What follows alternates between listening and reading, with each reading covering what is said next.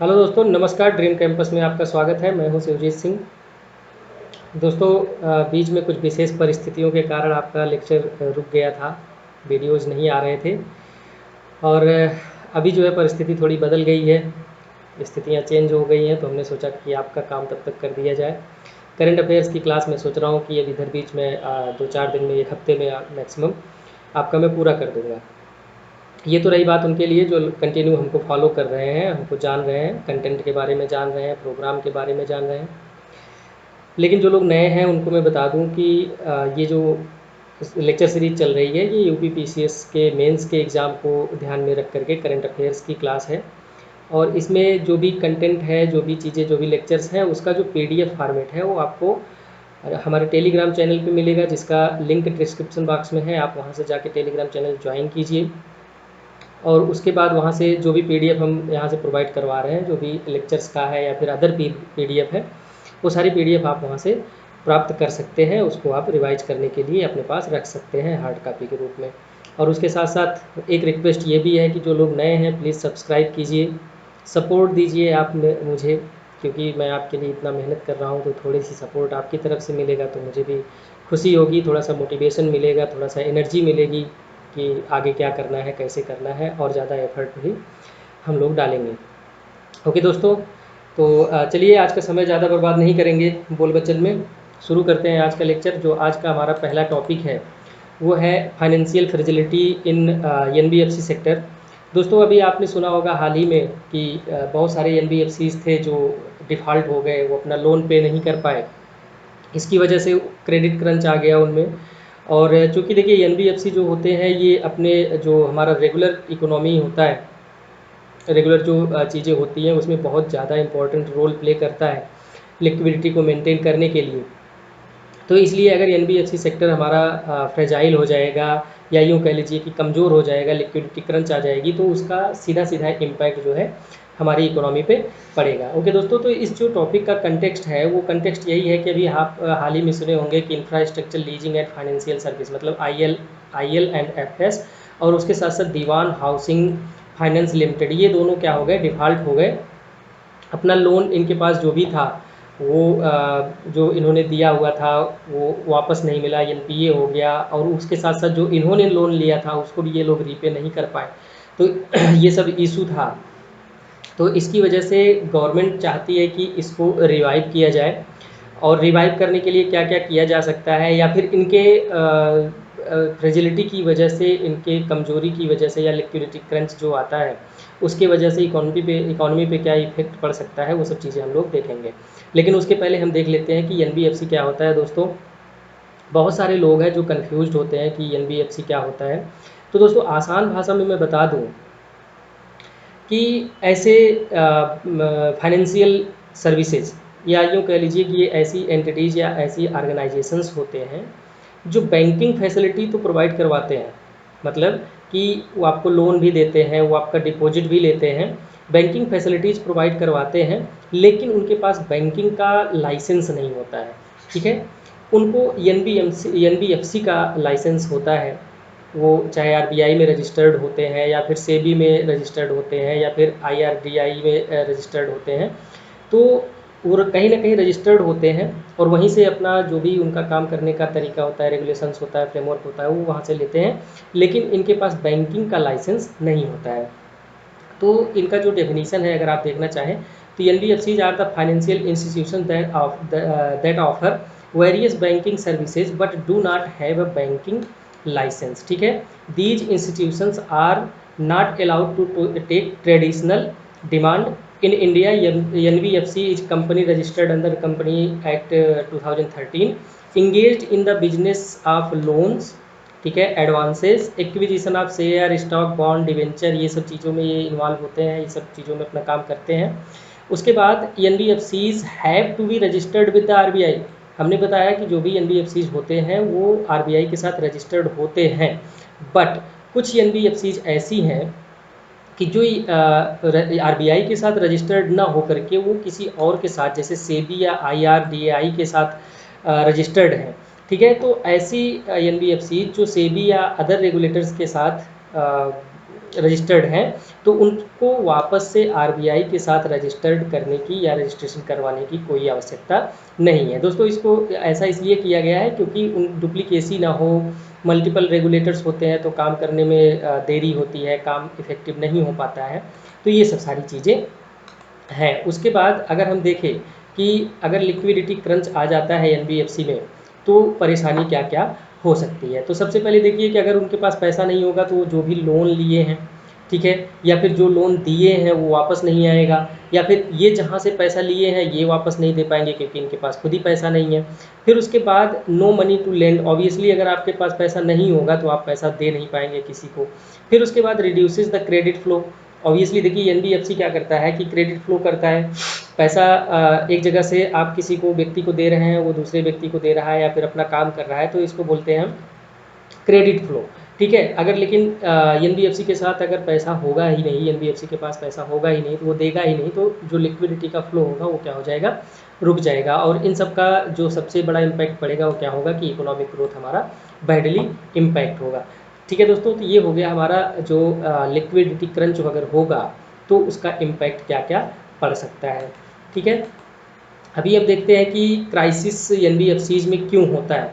सबसे पहला जो कारण है वो यही है कि एनबीएफसी बिजनेस मॉडल जो है इनका वो ऐसा होता है क्योंकि देखिए एक तो इनमें जो रेगुलेटर्स होते हैं, जो इनके बोर्ड ऑफ डायरेक्टर्स होते हैं, या फिर यूँ कह लीजिए जो इसके स्पॉन्सर्स होते हैं वो कुछ इस तरह के होते हैं कि उनका वो बहुत ज़्यादा फोकस्ड नहीं होते हैं काम को लेकर के, या फिर जो भी उनकी प्रोडक्टिविटी होती है वो काफ़ी कम होती है, करप्शन वगैरह होता है, ये सब सारी चीज़ें हैं, तो जिसकी वजह से एनबीएफसीज में क्राइसिस आ जाते हैं।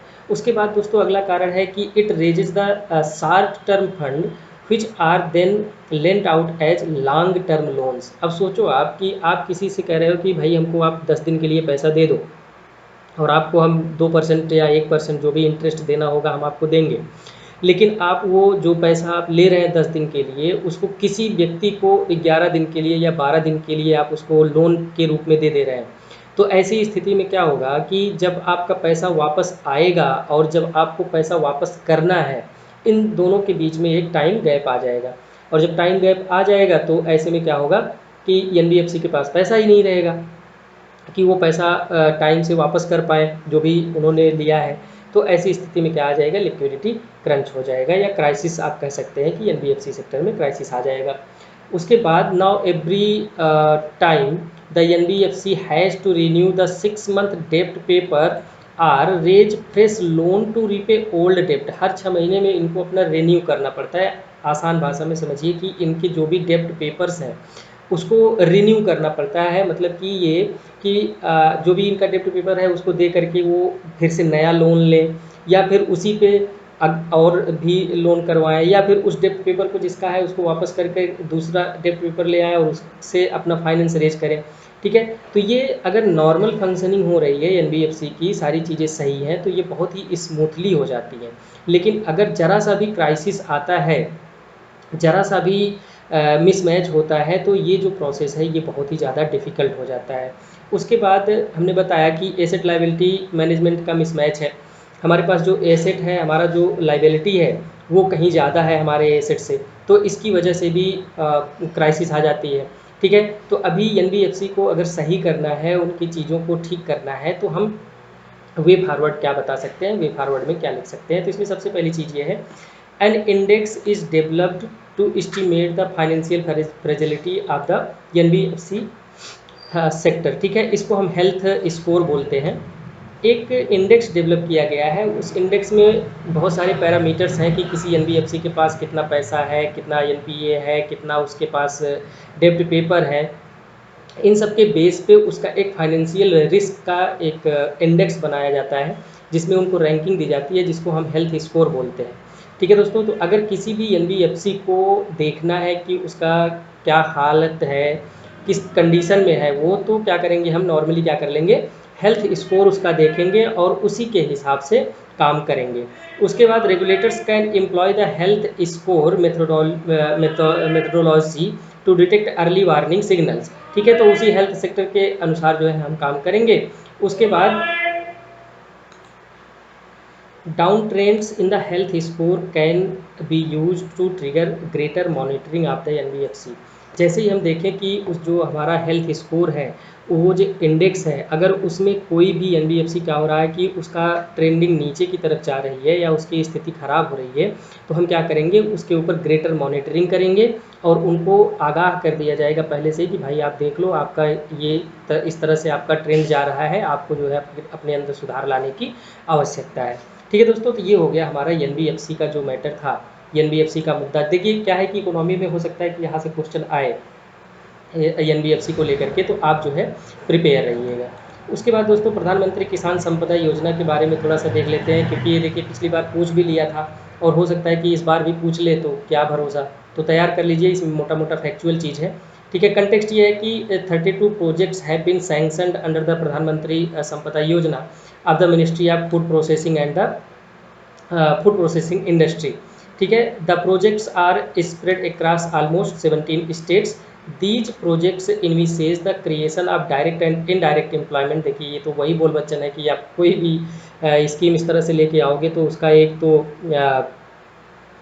एम्प्लॉयमेंट जनरेशन का जो टारगेट होता है वो तो होता ही है। दोस्तों थोड़ी सी तबीयत ख़राब है, सर्दी हो गई है, शहर चेंज हुआ, पानी चेंज हुआ, तो इसकी वजह से ठीक है।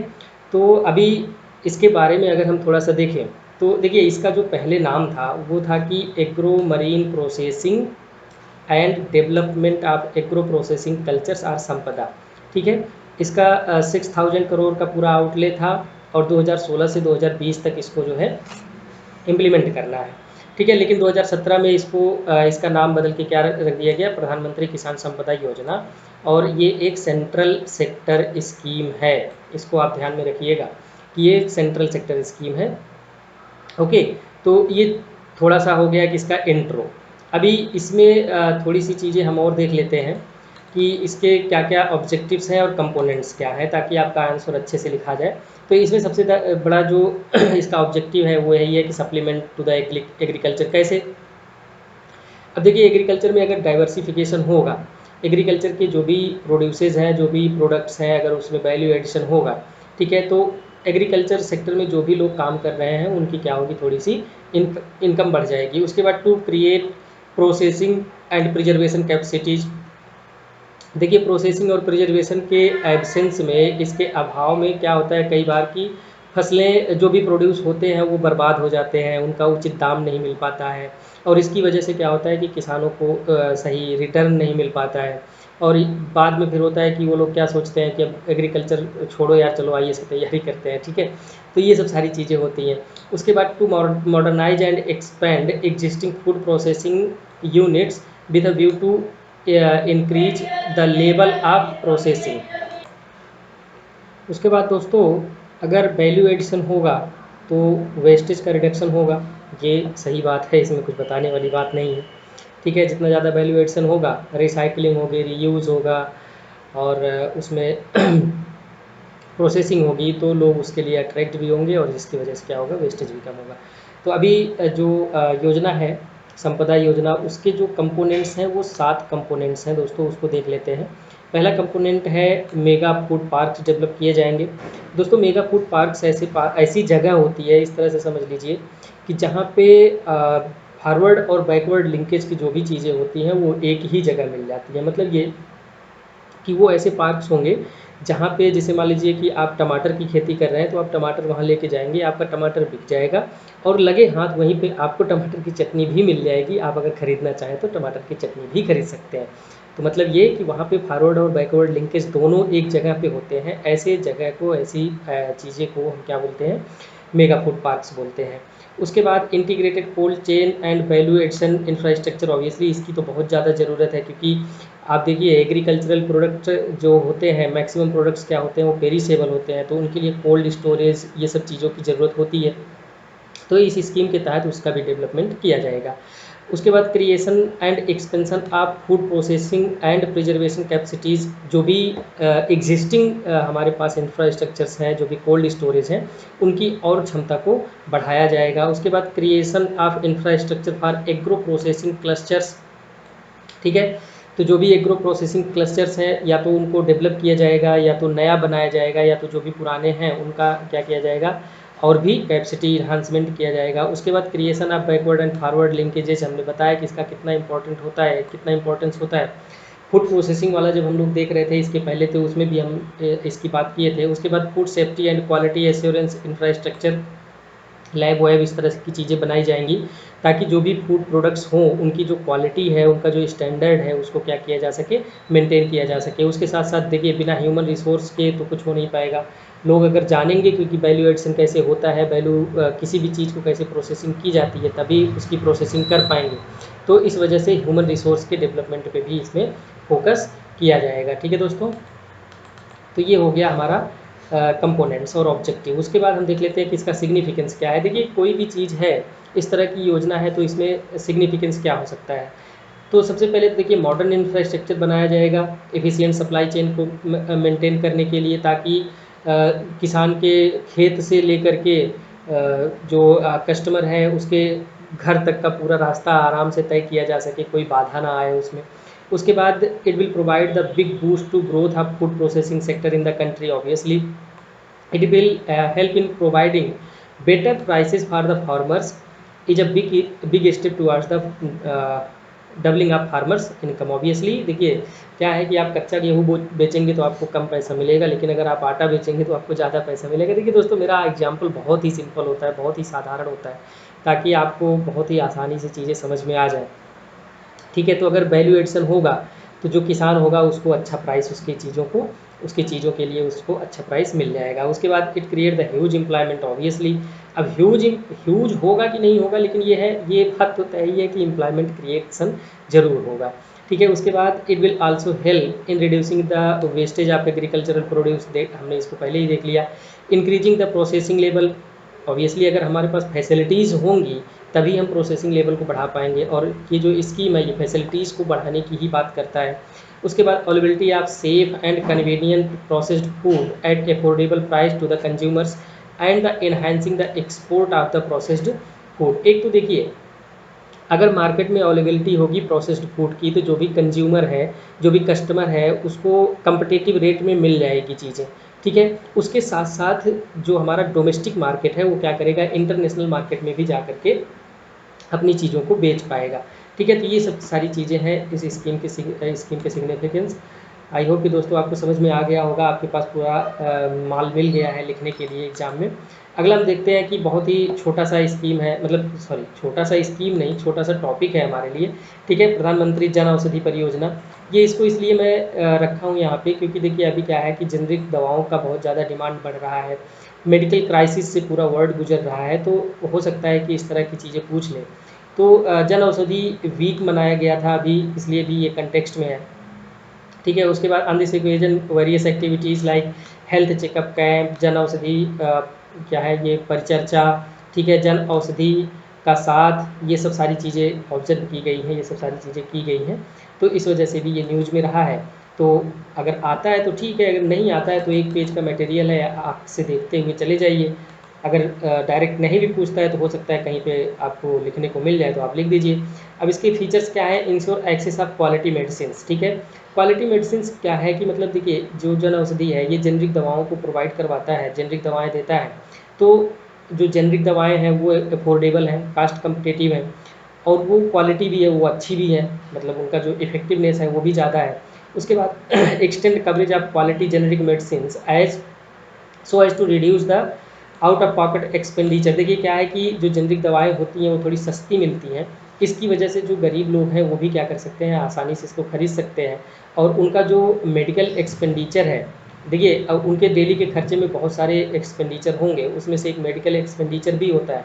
तो जेनरिक दवाओं की अवेलेबिलिटी से उनका जो मेडिकल एक्सपेंडिचर है वो क्या हो जाएगा, काफ़ी कम हो जाएगा। फिर उसके बाद जेनरिक दवाओं को लेकर के लोगों के अंदर अवेयरनेस क्रिएट करना, ये भी इसका एक उद्देश्य है। उसके बाद a public programme involving government, PSUs, public sector NGO, societies, ठीक है, cooperative bodies and the other institutions, ये सब एक कुल मिला के एक पब्लिक प्रोग्राम बनाना है, इन सब सारे लोगों को उसमें इन्वॉल्व करना है। उसके बाद create a demand for generic medicine, ऐसा माहौल क्रिएट करना है ताकि जो है जेनरिक मेडिसिन की डिमांड बढ़ सके। उसके बाद जेनरिक मेडिसिन क्या होते हैं दोस्तों, आसान भाषा में आप ये समझो कि जो कोई ब्रांडेड दवा है, ठीक है, कोई ब्रांडेड दवा को ले आकर के उसका रिवर्स इंजीनियरिंग करके उसको एक अपने लोकल फार्मूले पे बना दिया जाए, उसी को हम जेनरिक बोलते हैं। इसमें जो पेटेंट होता है, पेटेंट इसमें नहीं होता है। जेनरिक जो दवाएं होती हैं, यूँ समझ लीजिए कि कोई दवा है, वो कोई ब्रांड कोई कंपनी ने बनाया है, तो उसके पास उसका पेटेंट होता है, ठीक है। लेकिन जो जेनरिक मेडिसिन होती हैं उसी फार्मूले पे बनी होती हैं, लेकिन ये इसमें कोई पेटेंट नहीं होता है। तो अब इसका जो है डेफिनेशन क्या है, generic medicine are unbranded medicine, जैसा हमने बताया कि इसका कोई ब्रांड नहीं होता, which are equally safe and having the same generic same efficacy as that of branded medicines in terms of their therapeutic value. The prices of the generic medicines are much cheaper than their branded equivalent। ठीक है, formula same होता है, ठीक है, उनकी therapeutic value same होती है, उनका इफेक्टिवनेस सेम होता है, लेकिन वो केवल क्या होते हैं, सस्ते होते हैं और नॉन ब्रांडेड होते हैं। ठीक है दोस्तों, तो ये होता है जेनरिक मेडिसिन का मतलब, और जो आपका प्रधानमंत्री जन औषधि परियोजना है वो इसी के लिए काम करती है। उसके बाद दोस्तों अगला जो इम्पोर्टेंट टॉपिक है, बहुत ही इस समय चर्चा में रहा है, आप भी इसको न्यूज़पेपर में पढ़े होंगे, शेयर्ड इकोनॉमी क्या होती है। दोस्तों इसको आसान भाषा में पहले समझ लेते हैं, फिर उसके बाद हम देखेंगे कि क्या लिखा हुआ गया है इसमें। ठीक है, देखिए आसान भाषा में ये है कि जैसे मान लीजिए कि आप कहीं बाहर पढ़ाई करने के लिए जाते हैं, तो आप क्या करते हैं, रूम को रेंट पे लेते हैं। ठीक है, मतलब ये है कि आप उसको खरीद नहीं लेते हैं। मतलब आप ये सोचो कि अभी आपको दिल्ली जाना है पढ़ने या प्रयागराज जाना है पढ़ने, तो आप क्या करोगे, आप एक रूम रेंट पे लोगे, रूम को खरीदोगे नहीं। ठीक है, तो इस प्रोसेस में क्या हुआ कि जो आपका लैंडलॉर्ड है वो अपनी प्रॉपर्टी को आपसे शेयर किया है, और उस शेयर करने की वजह से उसको क्या मिला है, उसको पैसा मिल रहा है और आपको रहने के लिए घर मिल रहा है। ठीक है, तो इस तरह की जो व्यवस्थाएं हैं, मतलब रिसोर्सेज को शेयर करके काम करें, तो इसी को हम जो बोलते हैं वो क्या होता है कि शेयर्ड इकोनॉमी होती है। ठीक है, मतलब कि किसी भी रिसोर्स को ओन करने की बजाय हम उसको क्या कर लें, शेयर कर लें, या उसको रेंट पे हायर कर लें। तो ऐसी जो इकोनॉमी होती है वो क्या होती है, शेयर्ड इकोनॉमी होती है। अभी देखिए इसका अभी ये न्यूज़ में इसलिए है क्योंकि एक रिपोर्ट आई है, शेयर्ड इकोनॉमी इंडिया स्टोरी। ठीक है, इस रिपोर्ट में ये बताया गया है कि जो इंडिया की शेयर्ड इकोनॉमी है वो कितने की है, लगभग $2 बिलियन की इंडस्ट्री है। ठीक है, तो इस वजह से ये क्या है, न्यूज़ में है। अभी शेयर्ड इकोनॉमी क्या होती है, देखिए the sharing economy also known as collaborative consumption और peer to peer based sharing, ठीक है, is a concept that highlights the ability of individual to rent or borrow goods rather than buy or own them। ठीक है, मतलब ये या तो उसको रेंट पे ले लीजिए या उसको उधारी पे ले लीजिए, रेदर देन कि आप उसको खरीद लीजिए। ठीक है, अब इसका एग्जाम्पल आप देख सकते हैं कि जैसे को वर्किंग हो गया, ठीक है, या फिर शेयर्ड मोबिलिटी, ये आसानी से आपको समझ में आ जाएगा। शेयर्ड मोबिलिटी मतलब आप उबर ओला लेते हैं, शेयर करते हैं, आप उसको रेंट पे हायर करते हैं, आप कार खरीदने की कोई ज़रूरत नहीं है, आप जहाँ पे भी आपको जाना है आपको कार अवेलेबल है। ठीक है, तो ये हो गया शेयर्ड इकोनॉमी। उसके साथ आप ओयो लाइफ को देख सकते हैं। ठीक है, तो ये सब सारी चीज़ें क्या हैं, ये शेयर्ड है। आप होटल लेके जाके रहिए, अपना काम करिए, और उसके बाद उनको रेंट दीजिए, अब अपने आप वापस अपने घर पे आ जाइए। तो कोई ज़रूरी नहीं कि आपको किसी शहर में जाना है, किसी शहर में कोई काम है तो आप वहाँ पे जाके बिल्डिंग खरीदिए, वहाँ पे रूम खरीदिए। रूम खरीदने की ज़रूरत नहीं है, आप सिंपली क्या कीजिए, उसको रेंट पे लीजिए, अपना काम कीजिए और वापस आ जाइए। ठीक है, तो ये हो गई शेयर्ड इकोनॉमी। दोस्तों उम्मीद है कि एकदम आसान भाषा में आपको समझा दिया हूँ, आपको ये चीज़ समझ में आ गई होगी। अब उसके बाद जो शेयर्ड इकोनॉमी है, शेयर्ड इकोनॉमी का क्रेज क्यों बढ़ रहा है, इस तरह से समझ लीजिए कि शेयर्ड इकोनॉमी का जो फ्यूचर है, जो प्रॉस्पेक्ट्स है, वो क्यों बढ़ रहा है। तो सबसे पहला जो कारण है वो क्या है, अर्बनाइजेशन।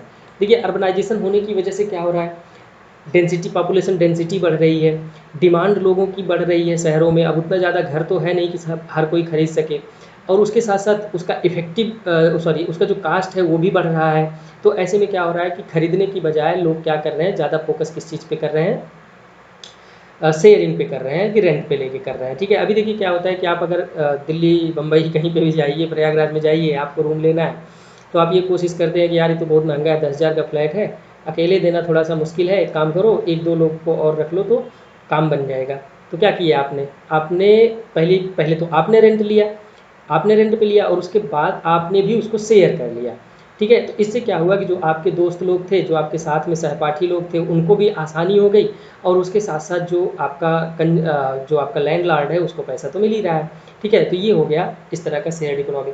तो जो इसका एक मेन ड्राइवर है वो क्या है, अर्बनाइजेशन। उसके बाद डेमोग्राफिक फैक्टर्स। डेमोग्राफिक फैक्टर्स में आप दोस्तों देखिए कि अभी क्या है, न्यूक्लियर फैमिली स्टार्ट हो रही है। ठीक है, जैसे शादी हुई नहीं कि अपने बीवी बच्चों के, बच्चा हुआ भी नहीं है तब भी जो है बीवी को लेकर के क्या कर जाते हैं, चले जाते हैं कमाने विदेश। ठीक है, या फिर यूँ कहो कि कहीं पे अगर जॉब लग रही है, कहीं पे कुछ कर रहे हैं, तो क्या कर रहे हैं, अपने न्यूक्लियर फैमिली का जो कंसेप्ट है वो ज़्यादा आ रहा है। तो ये भी क्या कर रहा है, शेयर्ड इकोनॉमी को बढ़ावा दे रहा है। उसके साथ साथ एक तो ये हो गया न्यूक्लियर फैमिली। उसके बाद दोस्तों प्राइवेसी वाला एक जो सिस्टम आ गया है ना, कि हमको प्राइवेसी चाहिए हर चीज़ में। बच्चा 10 से 12 साल का हुआ नहीं कि वो प्राइवेसी प्राइवेसी चिल्लाने लगता है। ठीक है, तो ये भी एक फैक्टर है, डेमोग्राफिक फैक्टर में आप इसको रख सकते हैं कि जो शेयर्ड इकोनॉमी को आगे और भी मोटिवेट कर रहा है। उसके बाद डिजिटल कनेक्टिविटी। देखिए डिजिटल कनेक्टिविटी से क्या हुआ है, आसान भाषा में आप समझिए कि आप यहीं घर पे बैठे बैठे आप किसी भी ब्रोकर का नंबर ले लिए, उससे कहे कि भाई हमको रूम चाहिए या जो भी चाहिए आप जाके हमको दिखाओ वहाँ पे। तो डिजिटल कनेक्टिविटी से क्या हुआ है, मेरा कहने का सेंस ये है कि रीच बढ़ गई है लोगों की। ठीक है, वो घर पे बैठे बैठे क्या कर सकते हैं, आप जो है प्रयागराज में बैठ करके दिल्ली में आप होटल बुक कर लिए। ठीक है, आप यहीं पे बैठे बैठे क्या कर लिए, आप ओला बाइक बुक कर लिए, ओला कार बुक कर लिए। ठीक है, तो डिजिटल कनेक्टिविटी की वजह से क्या हो रहा है, रीच बढ़ रही है, कन्वीनियंस बढ़ रहा है, जिसकी वजह से क्या हो रहा है, जो हमारा शेयर्ड इकोनॉमी का कंसेप्ट है ये बहुत तेज़ी से ग्रो हो रहा है। उसके बाद convenience and economic incentives for the consumers. Obviously convenience तो है ही है, उसके साथ साथ इकोनॉमिक इंसेंटिव्स भी है। क्यों? क्योंकि भाई प्रॉपर्टी आप सोचो कि आपको कार में शेयर करने के बजाय आपको अगर कार खरीदना है, या यूँ कह लीजिए कि आपको 5-7 साल पहले जब आपको नहीं मिलता था कार, ये इस तरह से ओला उबर टाइप की कोई चीज़ नहीं थी, तो आप क्या करते थे, या तो आप जा कर के बाहर रिक्शा पकड़ते थे, ऑटो करते थे, तो उसमें आपको ट्रैवल करना पड़ता था, जाना पड़ता था, मगजमारी करनी पड़ती थी कि 10 रुपये दूंगा, 20 रुपये, 50 रुपये दूंगा। अभी क्या है, घर पे बैठे बैठे आप अपना इधर तैयार हो रहे हैं, उधर आप बुक कर दिए, जब तक आप तैयार हुए तब तक कार आ गई, बढ़िया नंबर 1 का एसी में बैठ करके चले गए। ठीक है, तो कन्वीनियंट भी है और पैसा भी कम लग रहा है। उसके बाद चेंजिंग परसेप्शंस। ठीक है, एक्सपीरियंस वर्सेज ओनरशिप।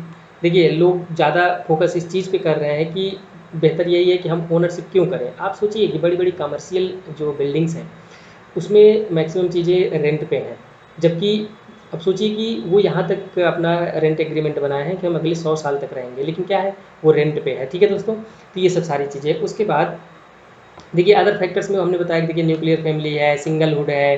ठीक है, ये सब सारी चीज़ें हैं। Lower barriers to entry, new entrant, आप जो है बाहर रूम लेकर रह रहे हैं, फ्लैट लेके रह रहे हैं, तो कोई भी आए कभी भी आए, कोई प्रॉब्लम नहीं है। ठीक है, एंजॉय करिए। उसके बाद इन्वायरमेंटली ऑप्टिमल है।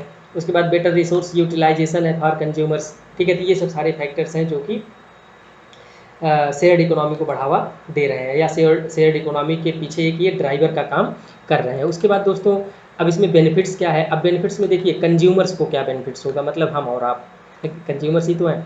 बेटर प्राइस मिल जाएगी, ऑन डिमांड सर्विस मिल जाएगी, जब आपको ज़रूरत हो तभी आप ओला बुक करिए। फिर उसके बाद कस्टमाइजेबिलिटी मिल जाएगी, फिर उसके बाद कन्वीनियंस एंड फ्लेक्सिबिलिटी मिल जाएगी, फिर ग्रेटर चॉइस एंड वैरायटी मिल जाएगी। ऑब्वियसली ये सब सारी चीज़ें आप समझ गए होंगे कि मैं इसमें क्या कहना चाह रहा हूँ, तो इसमें बहुत ज़्यादा समझाने की ज़रूरत नहीं है।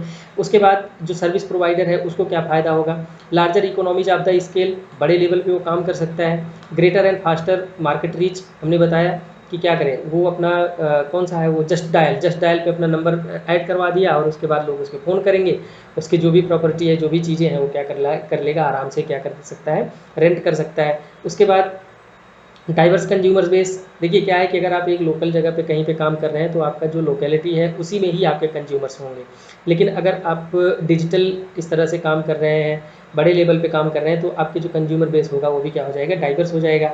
उसके बाद नेटवर्क इफेक्ट होगा, फिर उसके बाद ब्रांड क्रिएशन होगा, धीरे धीरे आपका एक ब्रांड बन जाएगा। ओयो आज एक ब्रांड बन गया है।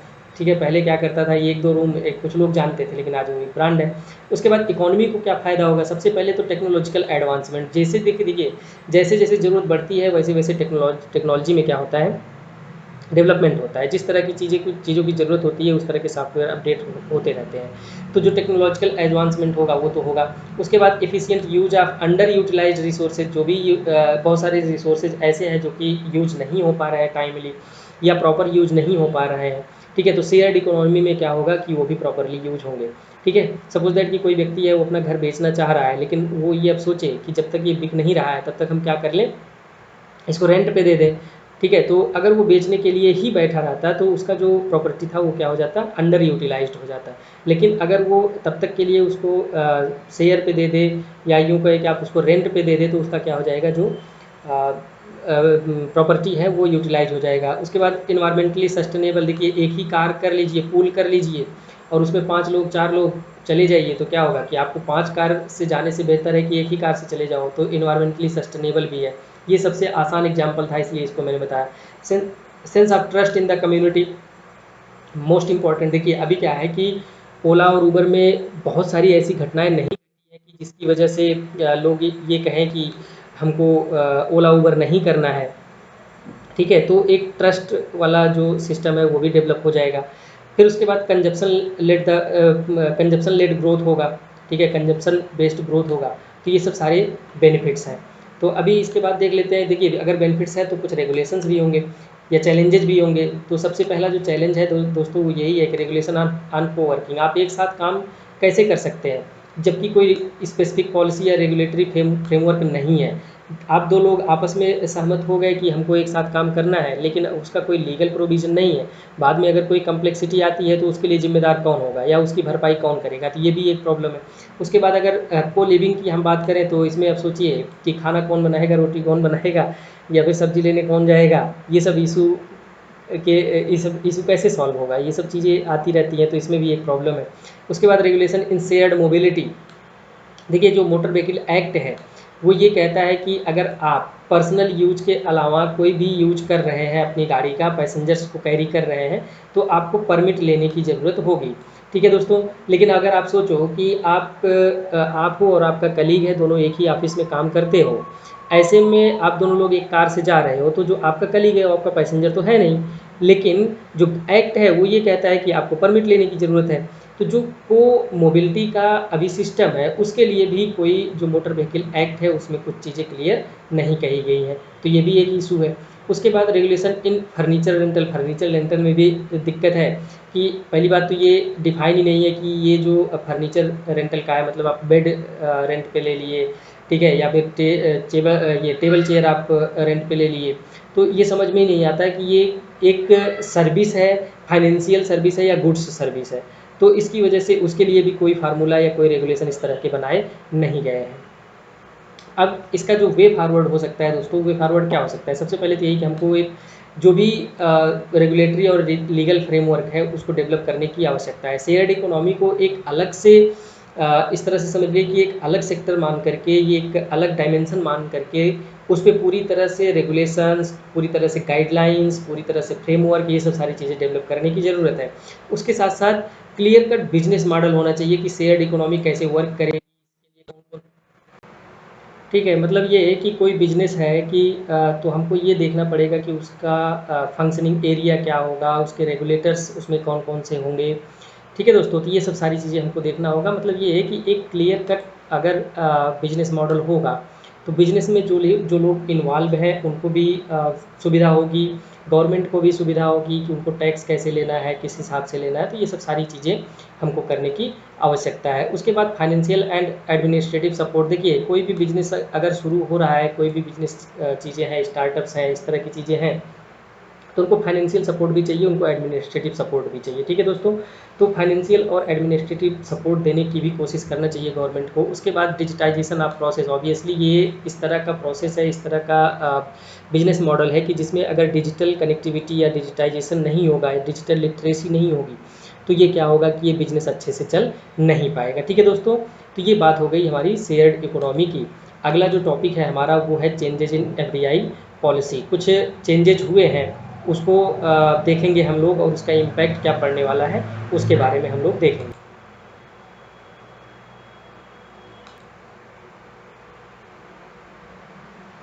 तो सबसे पहले दोस्तों देखते हैं कि इसका जो कंटेक्स्ट है, कंटेक्स्ट क्या है, ठीक है। कंटेक्स्ट है कि the government of India has made its approval for the FDI by neighbouring countries mandatory. अभी इसका मतलब हम समझाते हैं कि क्या है। This revised FDI policy aims to curb opportunistic takeovers or acquisitions of Indian companies due to the current COVID-19 pandemic. ठीक है, देखिए दोस्तों क्या है कि जो एफडीआई है, जो फॉरेन डायरेक्ट इन्वेस्टमेंट आता है, वो उसका दो मेथड हो सकता है। ठीक है, पहला मेथड हो सकता है कि वो ऑटोमेटिक रूट से आए, मतलब ये कि ऐसी एफडीआईज के लिए जो भी इंटरेस्टेड पीपल है, जो भी विदेशी व्यक्ति है, उसको गवर्नमेंट का अप्रूवल लेने की आवश्यकता नहीं है। ठीक है, वो सीधा अपने जो भी उसकी इंटरेस्टेड कंपनी है, जो भी बिजनेस है, उससे डायरेक्ट वो कांटेक्ट करता है और उसमें अपना इन्वेस्टमेंट करता है। दूसरा होता है कि गवर्नमेंट का अप्रूवल लेने की आवश्यकता होती है। कुछ ऐसे सेक्टर्स हैं, कुछ ऐसी चीज़ें हैं जहाँ पे आप बिना गवर्नमेंट का अप्रूवल लिए आप जो है इन्वेस्टमेंट नहीं कर सकते हैं। ठीक है, तो एफडीआई में क्या है कि दो रूट होते हैं, एक होता है ऑटोमेटिक रूट, दूसरा होता है गवर्नमेंट रूट। ये हो गया, ये क्लियर हुआ। अभी क्या हुआ है, नई पॉलिसी क्या है, इसको आप जानिए। नई पॉलिसी है कि an entity of a country, कोई भी कंट्री है, which shares the land border with the India, ऐसी कंट्री जिसका लैंड बॉर्डर इंडिया से शेयर होता है, वहाँ के लोग अगर इन्वेस्टमेंट करना चाहते हैं इंडियन किसी कंपनी में, तो उनको गवर्नमेंट का अप्रूवल लेना ज़रूरी है। मतलब ऑटोमेटिक रूट उनके लिए नहीं है। आसान भाषा में, चाइना, पाकिस्तान, बांग्लादेश, ये सब जो भी देश हैं जो कि इंडिया के साथ बाउंड्री शेयर करते हैं, अगर वो इंडिया में इन्वेस्टमेंट करना चाहते हैं तो उनके लिए ऑटोमेटिक रूट जैसा कोई प्रावधान नहीं है, उनको गवर्नमेंट अप्रूवल लेने की आवश्यकता पड़ेगी। इसके अलावा ये तो हो गया इन्वेस्टमेंट करने का, इन्वेस्टमेंट करना है अगर आपको तो आपको गवर्नमेंट अप्रूवल लेना है। उसके अलावा a transfer of ownership in a FDI deal that benefits any country that shares border with the India will also need government approval। मतलब ये कि पहले से अगर मान लीजिए कोई शेयर डिवेंचर कुछ ऐसा कोई एंटिटी या कोई व्यक्ति लेके रखा हुआ है, और अगर सपोज दैट कि कोई ब्रिटेन का व्यक्ति है, वो इंडिया में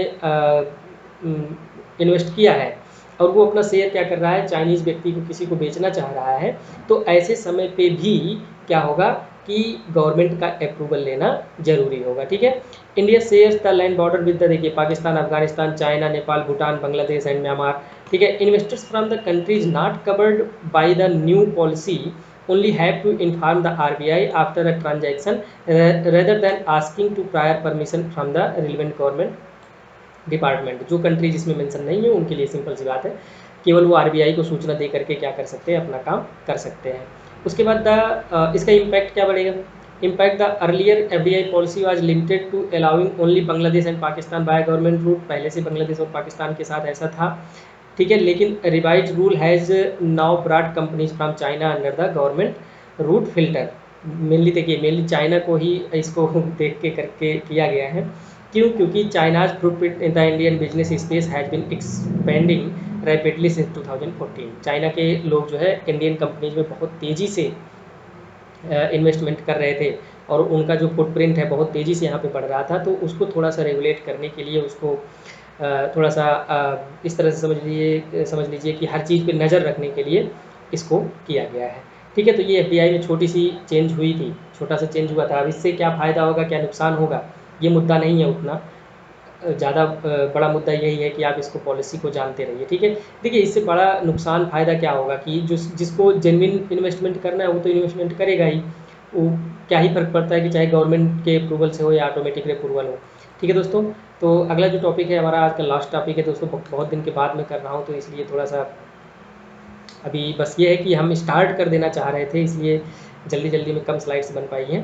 ठीक है, तो लोकस्ट अटैक, लोकस्ट क्या होता है, देखिए लोकस्ट अटैक में क्वेश्चन क्या बन सकता है कि लोकस्ट अटैक क्यों करता है, ये तो क्वेश्चन बनेगा नहीं। लोकस्ट अटैक कहाँ से करता है, ये भी क्वेश्चन नहीं बनेगा। लोकस्ट क्या होते हैं, ये भी क्वेश्चन नहीं बनेगा।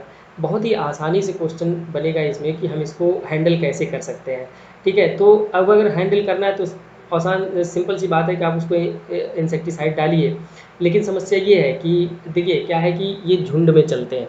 ठीक है, झुंड में चलने की वजह से अगर दिन में आप इनके ऊपर इंसेक्टिसाइड डालो तो इनकी स्पीड बहुत तेज़ होती है, ये भाग जाते हैं, इनके ऊपर इंसेक्टिसाइड पड़ ही नहीं पाता है, तो ये नहीं इनको मारा नहीं जा सकता है। तो इसके लिए ये बताया जाता है कि आप जो है ये रात में क्या करते हैं, ये पेड़ों पे बैठते हैं। ठीक है। तो इनका जो इंसेक्टिसाइड इनके ऊपर डालने का सही तरीका है वो क्या है कि आप रात में इनके ऊपर इंसेक्टिसाइड डालिए और ये ख़त्म हो जाएंगे। तो यही इतना इसमें आपको लिखना है बस। बाकी अगर आ गया ये क्वेश्चन तो आपको पेज फिल तो करना ही है, ठीक है। तो लोकस्ट के बारे में देखिए, इनका स्वार्म एक आया है अभी, आधे से ज़्यादा नॉर्थ इंडिया परेशान है इनके पीछे, तो ये इसका कंटेक्स्ट है। लोकस्ट क्या है? डेजर्ट लोकस्ट ये साल्ट हार्ड ग्रासहोपर के ही एक वराइटीज़ होते हैं, और इसमें दो फेज होता है, एक सालिटरी फेज होता है और एक ग्रेगेरियस फेज होता है। तो सालिटरी फेज में ये बहुत ज़्यादा मतलब इनका विंग्स अभी डेवलप हो रहा होता है, तो ये बहुत ज़्यादा खतरनाक नहीं होते हैं। लेकिन जब ये ग्रेगेरियस फेज में आ जाते हैं तो ये बहुत ज़्यादा खतरनाक हो जाते हैं। ऐसा इसलिए होता है दोस्तों क्योंकि जब ये ग्रेगेरियस फेज में आते हैं तो ये ग्रुप बनाते हैं, ठीक है, आपस में ग्रुप बनाते हैं, और जैसे जैसे इनके पास नज़दीकियाँ इनकी बढ़ती हैं तो इनके अंदर हार्मोनल चेंज आता है, समझ रहे हैं, तो इनके अंदर बिहेवियरल चेंज आता है। तो इसकी वजह से क्या होता है कि इनकी मेटिंग बढ़ जाती है, उनका पॉपुलेशन बहुत तेज़ी से बढ़ने लगता है।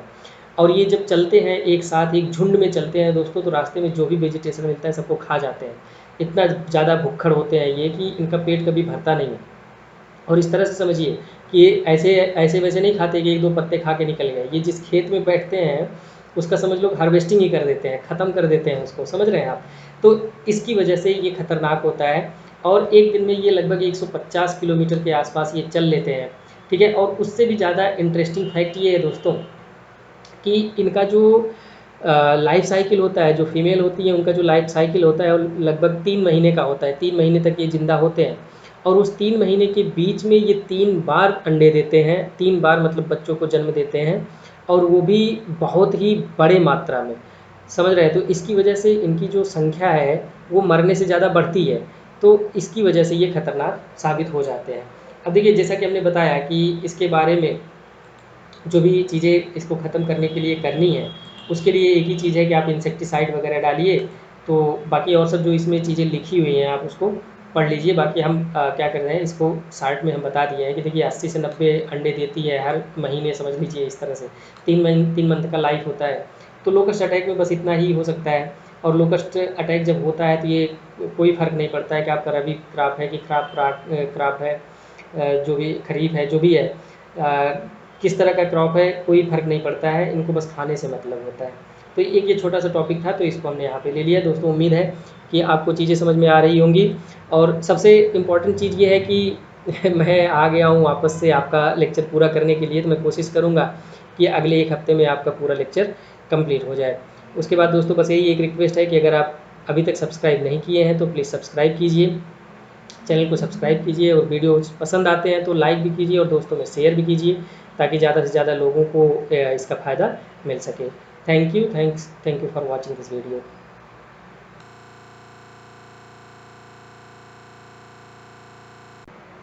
ठीक है, मतलब ये है कि कोई बिजनेस है कि तो हमको ये देखना पड़ेगा कि उसका फंक्शनिंग एरिया क्या होगा, उसके रेगुलेटर्स उसमें कौन कौन से होंगे, ठीक है दोस्तों। तो ये सब सारी चीज़ें हमको देखना होगा। मतलब ये है कि एक क्लियर कट अगर बिजनेस मॉडल होगा तो बिजनेस में जो लोग इन्वॉल्व हैं उनको भी सुविधा होगी, गवर्नमेंट को भी सुविधा होगी कि उनको टैक्स कैसे लेना है, किस हिसाब से लेना है। तो ये सब सारी चीज़ें हमको करने की आवश्यकता है। उसके बाद फाइनेंशियल एंड एडमिनिस्ट्रेटिव सपोर्ट। देखिए, कोई भी बिजनेस अगर शुरू हो रहा है, कोई भी बिजनेस चीज़ें हैं, स्टार्टअप्स हैं, इस तरह की चीज़ें हैं, तो उनको फाइनेंशियल सपोर्ट भी चाहिए, उनको एडमिनिस्ट्रेटिव सपोर्ट भी चाहिए, ठीक है दोस्तों।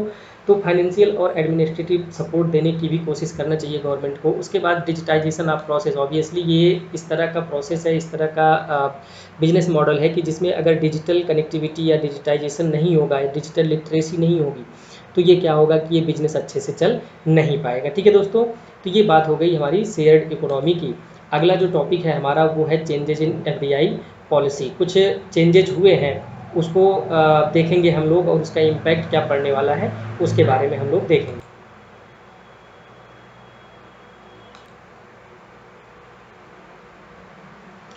तो सबसे पहले दोस्तों देखते हैं कि इसका जो कंटेक्स्ट है, कंटेक्स्ट क्या है, ठीक है। कंटेक्स्ट है कि the government of India has made its approval for the FDI by neighbouring countries mandatory. अभी इसका मतलब हम समझाते हैं कि क्या है।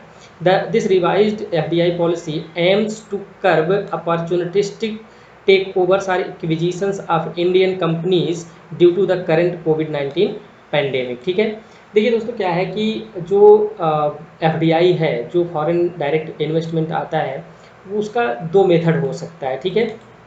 पहला मेथड हो सकता है कि वो ऑटोमेटिक रूट से आए, मतलब ये कि ऐसी एफडीआईज के लिए जो भी इंटरेस्टेड पीपल है, जो भी विदेशी व्यक्ति है, उसको गवर्नमेंट का अप्रूवल लेने की आवश्यकता नहीं है, ठीक है। वो सीधा अपने जो भी उसकी इंटरेस्टेड कंपनी है, जो भी बिजनेस है, उससे डायरेक्ट वो कांटेक्ट करता है और उसमें अपना इन्वेस्टमेंट करता है।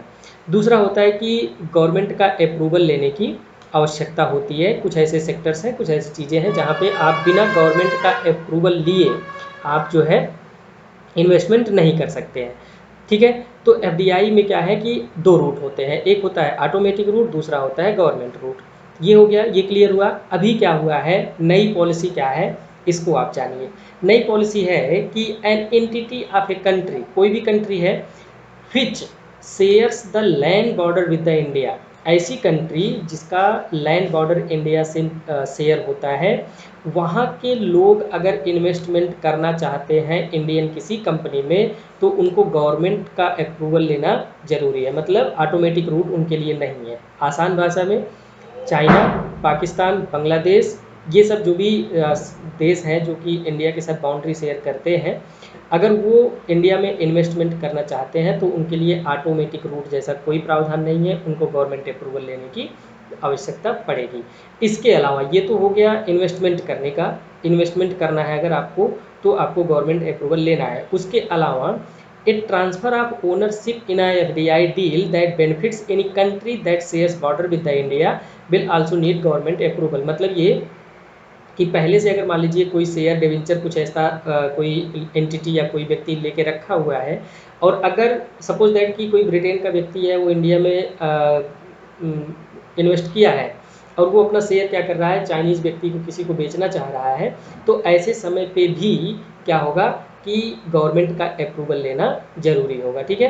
India shares the land border with the, देखिए, Pakistan, Afghanistan, China, Nepal, Bhutan, Bangladesh and Myanmar, ठीक है। Investors from the countries not covered by the new policy only have to inform the RBI after a transaction rather than asking to prior permission from the relevant government department. जो country जिसमें mention नहीं है उनके लिए simple सी बात है, केवल वो आरबीआई को सूचना दे करके क्या कर सकते हैं, अपना काम कर सकते हैं। उसके बाद इसका इम्पैक्ट क्या बढ़ेगा, impact the earlier FDI policy was limited to allowing only Bangladesh and Pakistan by government route. पहले से बांग्लादेश और पाकिस्तान के साथ ऐसा था, ठीक है। लेकिन revise rule has now brought companies from China under the government route filter. Mainly देखिए, मेनली चाइना को ही इसको देख के करके किया गया है।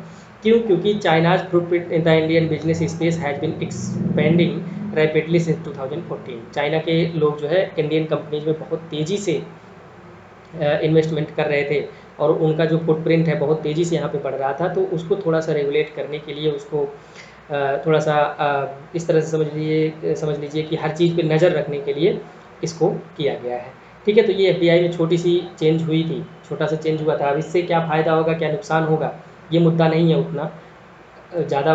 बड़ा मुद्दा यही है कि आप इसको पॉलिसी को जानते रहिए, ठीक है। देखिए, इससे बड़ा नुकसान फ़ायदा क्या होगा कि जो जिसको जेन्युइन इन्वेस्टमेंट करना है वो तो इन्वेस्टमेंट करेगा ही।